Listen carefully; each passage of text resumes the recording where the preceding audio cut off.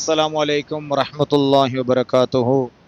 الحمد لله رب العالمين والصلاة والسلام على سيدنا محمد وعلى آله وصحبه أجمعين أما بعد.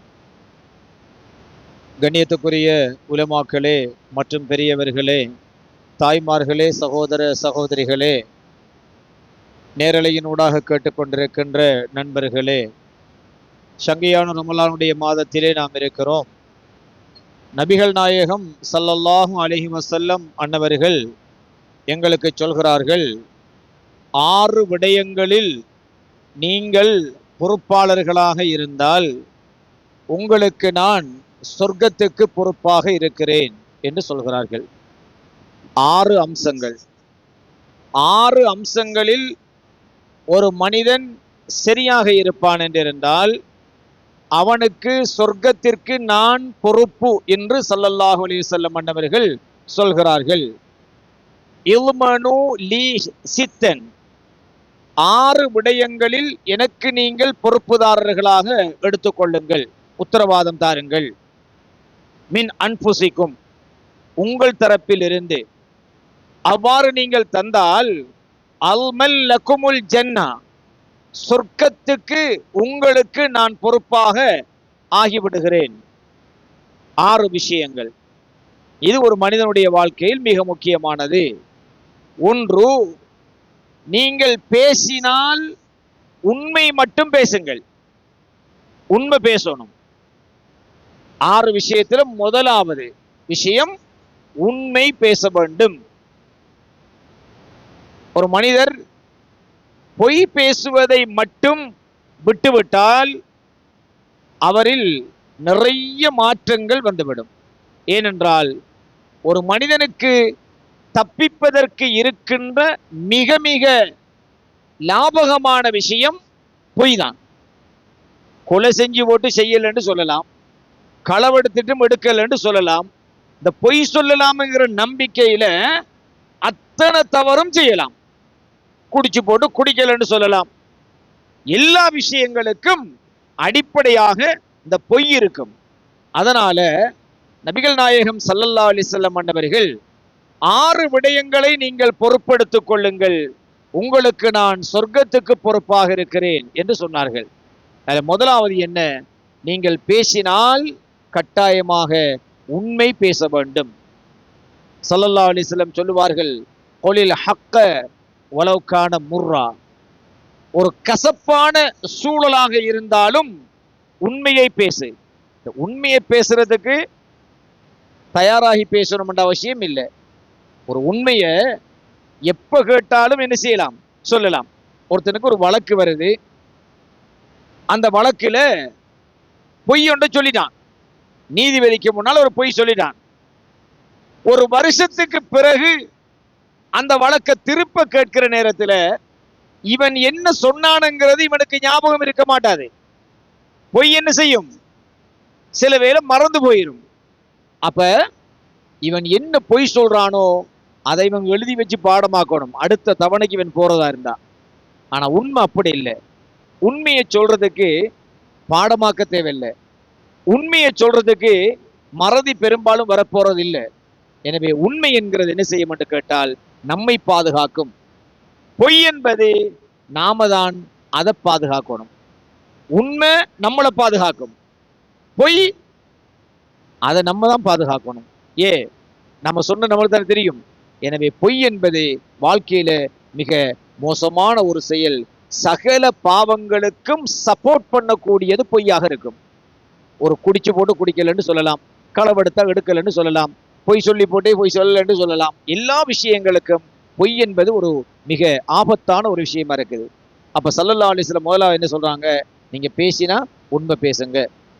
நபிமார்களுக்கு, ரசூல்மார்களுக்கு 4 கட்டாயமான பண்பு இருக்குது. 4 கட்டாயமான பண்பு. அதுல மிக முக்கியமானது உண்மை பேச வேண்டும். ஒரு நபி எவ்வளவு எதிர்ப்பு வந்தாலும், நபிமார்களுக்கு தெரியும், நான் அல்லாஹ்வுடைய ரசூல் என்று இந்த மக்களுக்கு சொன்னா இந்த மக்கள் அதை ஒத்துக்கொள்ளாம எனக்கு அடிப்பாங்க, கல்லறிவாங்கன்னு தெரியும். ஆனா அவர்கள் சொல்லாமல் இருக்க முடியாது. நபிமார்களுக்கு கட்டாயம் இருக்க வேண்டிய பண்புகள் 4. அல்லாஹ்வினால் கொடுக்கப்பட்ட வேதத்தை அவர்கள் மக்களுக்கு எத்தி வைக்க வேண்டும், செய்திகளை எத்தி வைக்க வேண்டும், தூதை எத்தி வைக்க வேண்டும். அதே போன்று அவர்களுக்கு நம்பிக்கை நாணயம் இருக்க வேண்டும். யாரையும் ஏமாத்துற ஆளாக நபி இருக்கக்கூடாது. நீங்கள் பாருங்கள், மக்காவிலே நபிகள் நாயகம் ஸல்லல்லாஹு அலைஹி வஸல்லம் அவர்களை கொல்லுவதற்கு அவர்கள் முயற்சிக்கிறார்கள். அந்த ஊரை விட்டு நாயகம் ஸல்லல்லாஹு அலைஹி வஸல்லம் வெளியேறப் போகிறார்கள். ஆனால் அவர்களுடைய பொருள்களை இன்னொருவரிடம் ஒப்படைத்து விட்டுத்தான் ஸல்லல்லாஹு அலைஹி வஸல்லம் சென்றார்கள். நம்பிக்கை நாணயம் இருக்க வேண்டும். முதலாவது, அவர்கள் அல்லாஹ்வினால் கொடுக்கப்படுகின்ற தூதுத்துவத்தை எடுத்துச் சொல்ல வேண்டும், மக்களுக்கு எத்தி வைக்க வேண்டும், மறைக்க கூடாது. இரண்டாவது, நம்பிக்கை நாணயம் உடையவர்களாக இருக்க வேண்டும். மூன்றாவது, ஒருவர் நபியாக ரசூலாக வருகிறார்கள் என்றால் கட்டாயம் அவருக்கு நல்ல புத்தி கூர்மை இருக்க வேண்டும். ஃபதானத் என்று சொல்லக்கூடிய தன்மை, புத்தி கூர்மை இருக்க வேண்டும். மடத்தனமானாக்கள் தலைவர்களாக நபிமார்களாக வருவதில்லை, வரக்கூடாது. தலைவருக்கே மடத்தனம் வேண்டா சமூகத்தின் நிலைமை என்னையா இருக்கும்? அப்போ 3 விஷயம். 4வது, ரசூல்மார்கள் நபிமார்களுக்கு கட்டாயமான விஷயம், உண்மை பேசக்கூடியவர்களாக இருக்க வேண்டும். எந்த கட்டத்திலும் என்ன செய்யக்கூடாது? அவர்கள் பொய் பேசக்கூடாது. அப்ப இப்படி ஒரு மகத்துவமானதுதான் உண்மை பேசுதல் என்கின்ற தன்மை. அதுதான் ஸல்லல்லாஹு அலைஹி வஸல்லம் அவர்கள் சொல்லுவார்கள், உண்மை உன்னை நல்லதின் பக்கம் இட்டு செல்லும், பொய் உன்னை கெடுதியின் பக்கம் இட்டு செல்லும். உண்மை பேசினா அதை பாதுகாக்க வேண்டிய அவசியம் இல்லை, அது நம்மளை பாதுகாக்கும். பொய் பேசினா அது மாட்டிக்குமோ என்கிற பதட்டத்தில் அதை கடைசி வரைக்கும் கட்டி காக்க வேண்டியது நம்மளோட கடமையா போயிடும். எனவே ஒரு மனிதன் வாழ்க்கையில பொய் பேசக்கூடாது, உண்மை பேச வேண்டும். இரண்டாவதாக நபிகள் நாயகம் ஸல்லல்லாஹு அலைஹி வஸல்லம் சொன்னார்கள், நீங்கள் அவ்ஃபு இதா வஅத்தும், நீங்கள் யாருக்காவது வாக்குறுதி கொடுத்து விட்டால் அதை கட்டாயமாக நிறைவேற்றி விடுங்கள். வாக்குறுதி கொடுத்து விட்டால் கட்டாயமாக நீங்கள் அதை நிறைவேற்றி விடுங்கள். வாக்குறுதிக்கு மாறு செய்கிறது, நம்பிக்கை துரோகம் செய்கிறது என்கிறது அல்லாஹுவால் ரசூலால் மிகவும் வெறுக்கத்தக்க ஒரு பண்பாக மனிதர்களுக்கு தரப்பட்டிருக்குது. ஸல்லல்லாஹு அலைஹி வஸல்லம் அன்னவர்களோடு நெருங்கி பழகிய கால்நடைகள் கூட வாக்குறுதி மீறுவதில்லை. அவர்கள் நெருங்கி பழகிய கால்நடைகள் கூட வாக்குறுதி மீறுவதில்லை. அப்ப மனிதர்கள் எவ்வளவு வாக்குறுதியை நிறைவேற்றக்கூடியவர்களாக இருக்க வேண்டும், வாக்குறுதியை நிறைவேற்ற வேண்டும். இந்த விடயத்தை நீங்கள் சரியாக செய்வீர்கள் என்றிருந்தால் சொர்க்கத்துக்கு உங்களுக்கு நான் பொறுப்பாக இருக்கிறேன். இரண்டாவது விஷயம். மூன்றாவது விஷயம், அத்துல் அமானா, நம்பிக்கையை நீங்கள் நிவர்த்தி செய்யுங்கள், நிறைவேற்றுங்கள். உங்களை ஒருத்தர் நம்பினா அது எந்த இக்கட்டான கட்டமா இருந்தாலும் அந்த நம்பிக்கைக்கு மட்டும் நீங்க என்ன செஞ்சிடக்கூடாது? மாறு செய்யக்கூடாது. 6 விஷயத்துல 3 விஷயத்த சொல்லிக்க. உங்களுக்கு பேசினா உண்மை பேசணும், அடுத்ததாக வாக்களித்தால் நிறைவேற்ற வேண்டும், நம்பினால் அந்த நம்பிக்கையை நிறைவேற்ற வேண்டும். இந்த 3 விஷயம் என்ன தெரியுமா? 6 விஷயம் இன்னும் பின்னுக்கு 3 இருக்குது. இந்த 3ம் குறிப்பாக நபிகள் நாயகம் ஸல்லல்லாஹு அலைஹி வஸல்லம் இன்னொரு வடிவத்தில் எங்களுக்கு சொல்லுகிறார்கள். இந்த 3 விடயத்தில் ஒன்றாவது யாராவது ஒருவரிடத்திலே இருக்கும் என்றிருந்தால் அவர் முனாஃபிக், நயவஞ்சகர் என்று ஸல்லல்லாஹு அலைஹி வஸல்லம் சொல்கிறார்கள். ஆயத்துல் முனாஃபிகி ஸலாஸ், நயவஞ்சகனுடைய பிரசித்தமான அடையாளங்கள் 3ஆக இருக்கும். இதா ஹத்தஸ கதப, அவன் பேசினால் பொய் பேசுவான். வஇதா வஅத அஹ்லஃப, அவன் வாக்கு கொடுத்தால் மாறு செய்வான். வஇதா உதுமின ஹான, அவன் நம்பப்பட்டால் அந்த நம்பிக்கைக்கு துரோகமாக நடந்து விடுவான். அப்ப இந்த 3ம் 6 விஷயத்தில இந்த 3 விஷயத்தை இன்னொரு வடிவத்தில் நபிகள் நாயகம் ஸல்லல்லாஹு அலைஹி வஸல்லம் எங்களுக்கு சொல்கிறார்கள். அது நயவஞ்சகர்களுடைய அடையாளம். நயவஞ்சகர்களை பத்தி உங்களுக்கு தெரியும். நரகத்திலேயும் தரஜா இருக்கு. ஒசந்த தரஜா, நடுத்தரம், கீழ்த்தரம் என்றெல்லாம் இருக்குது. அதில் ஒரு கீழ்த்தரமான தரஜா தான் நயவஞ்சகர்களுடைய தரஜா. நரகத்துல தரஜா தகுதியில மிக கீழ்த்தரமான ஒரு தரஜா நயவஞ்சகர்களுடைய தரஜா. யார் சொல்றா? அல்லாஹ்க்கு சுப்ஹானஹு வ தஆலா குர்ஆனிலே எங்களுக்கு சொல்லுகிறான், இன்னல் முனாஃபிகீன ஃபித்தர்கில் அஸ்ஃபலி மினன்னார், நரகத்தில மிக மிக அஸ்ஃபல் கீழ்த்தரமான ஒரு இடத்தில் அந்த அடியான் இருப்பான், நயவஞ்சகன். இது அல்லாஹ் குர்ஆன்ல சொல்லக்கூடிய விஷயம். இன்னொரு விஷயத்தை அல்லாஹு தஆலா சொல்லுவான், நாயகமே யா ரசூலல்லாஹ், நயவஞ்சகர்கள் யாராவது மரணித்து விட்டால் அவர்களுக்காக நீங்கள் ஜனாசா தொழுகைக்கு முன்னுக்கு இமாமாக போய் நின்று தொழுவிச்சிட வேணாம், தொழ வேணாம்.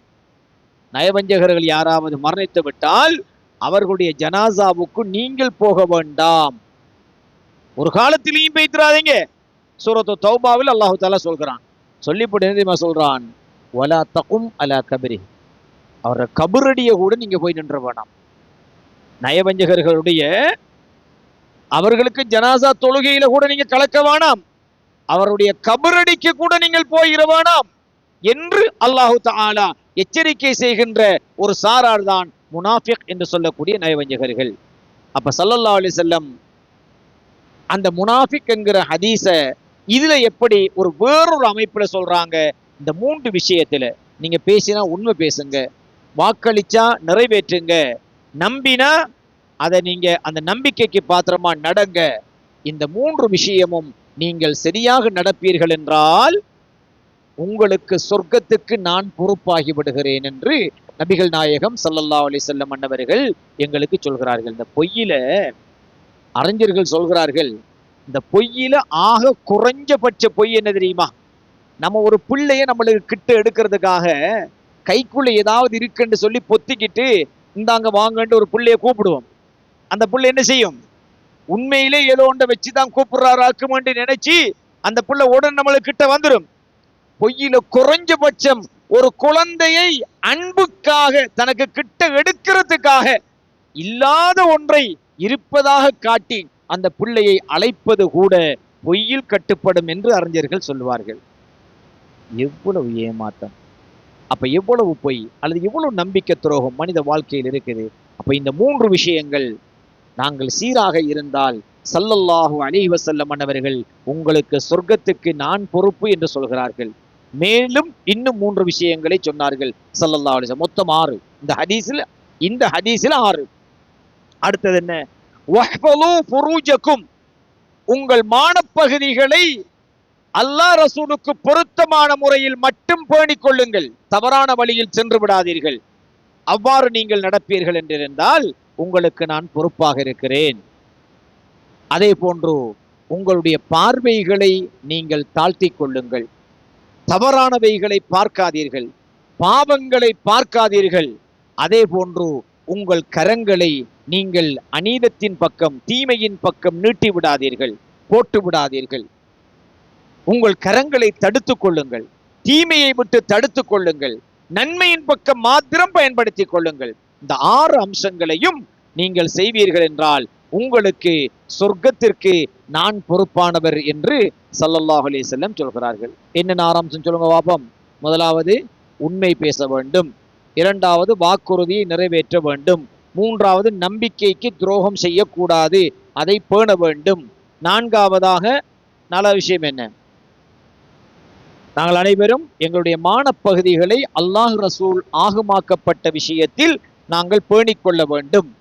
5வது விஷயம், எங்களுடைய பார்வைகளை நாங்கள் பேணிக்கொள்ள வேண்டும், அதை ஹராமான தீமைகளை பார்க்காமல் தடுத்து கொள்ள வேண்டும்.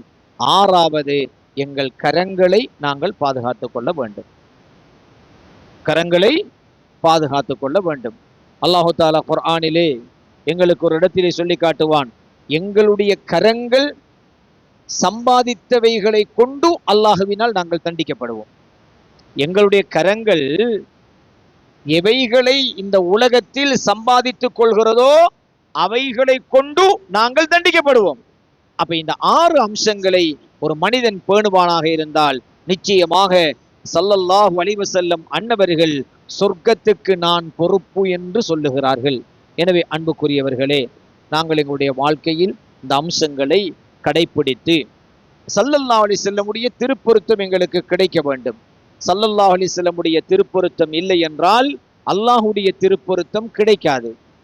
ஸல்லல்லாஹு அலைஹி வஸல்லமுடைய திருப்பொருத்தம் வேண்டும். ஏன்னா அல்லாஹ் டைரக்டா நம்மகிட்ட எதுவும் பேசல, அல்லாஹ் நேரடியாக குர்ஆன் ஆயத்துல நம்மளுக்கு இறக்கினா இல்ல. அல்லாஹு தஆலா ஸல்லல்லாஹு அலைஹி வஸல்லம் அவர்கள் மூலமாகத்தான் எல்லாவற்றையும் எங்களுக்கு சொல்லி இருக்கிறான். எனவே நாம் அனைவரும் சங்கையான ரமலானுடைய மாதத்திலே நோன்போடு எப்படி எங்களுடைய இந்த அம்சங்களை முடியுமானவரை பேணுகிறோமோ அதைவிட அதிகமாக நோன்பு அல்லாத காலத்திலும் நோன்புக்கு பின்னரான காலத்திலும் இரவு காலத்திலும் நாம் அனைவரும் இவைகளை பேணிக் கொள்வோமாக. எல்லாம் வல்ல அல்லாஹ் சுப்ஹானஹு வ தஆலா பெருமானா ஸல்லல்லாஹு அலைஹி வஸல்லம் அவர்களோடு ஒன்றாக சொர்க்கத்தில் நுழைகின்ற வாழுகின்ற பாக்கியத்தை நம் அனைவருக்கும் தந்தல் புரிவானாக. ஆமீன் யா ரப்பல் ஆலமீன். வல்ஹம்துலில்லாஹி ரப்பில் ஆலமீன். அஸ்ஸலாமு அலைக்கும் வரஹ்மத்துல்லாஹி வபரகாத்துஹு. உங்கள் வியாபார தளத்தின் பாதுகாப்பை பற்றி கவலைப்படுகிறீர்களா? ஹைடெக் நிறுவனம் இதற்கான சிறந்த தீர்வுகளை வழங்குகிறது. உங்கள் வியாபார நேரம் முடிந்தவுடன் திருடன் உள்ளே நுழைந்தால் அலாரம் ஒலிக்கும். அதே சமயம் உங்களுக்கு தொலைபேசி அழைப்பு மற்றும் SMS அனுப்பப்படும். நீங்கள் உடனே இடத்துக்கு செல்லலாம் அல்லது அங்கு பொருத்தப்பட்டுள்ள கேமரா மூலம் நேரடியாக கண்காணிக்கலாம். மேலும் தகவலுக்கு எங்களை தொடர்பு கொள்ளுங்கள். ஹைடெக், உங்கள் பாதுகாப்பு எங்கள் பிரதான நோக்கம். 142 main street, Kalmunai 07735365756. Hi friends, நமது ஹைடெக் நிறுவனத்தில் பாதுகாப்பு உபகரணங்கள் சிறந்த தரத்தில் மிக குறைந்த விலையில் four G sim dual lens 3 view solar கேமராக்களையும், four G sim dual lens 3 view கேமராக்களையும், போஜி சிம் டுவல் லென்ஸ் கேமராக்களையும் மற்றும் வைஃபை லைட் கேமராக்களையும் எங்களிடம் மிக குறைந்த விலையில் பெற்றுக்கொள்ள முடியும். CCTV கேமராக்களையும் பொருத்தி தருகிறோம். இப்போதே அழைக்கவும். ஹைடெக், உங்கள் பாதுகாப்பு எங்கள் பிரதான நோக்கம். 142 மெயின் ஸ்ட்ரீட், கல்முனை 07735365756.